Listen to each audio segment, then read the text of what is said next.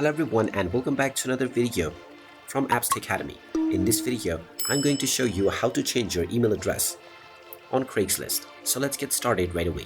First of all, open up your web browser and then in the address bar type in craigslist.org and press enter. You will now be taken into the official Craigslist website. If you haven't logged into your account already, click on the account icon at the top right corner and proceed forward with your credentials.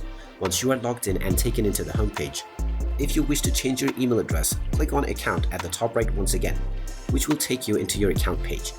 Now click on Settings, and you will now see your email address. Click on the Change button alongside, and you will be allowed to change your email address. Type in your desired new email address within the new email address box.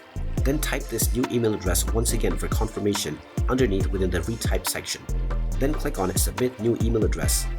And now you will be asked to confirm your change from both your old and new email address. So first of all, log into your old email address and you will see an email from Craigslist. Open up this email and click on the link within.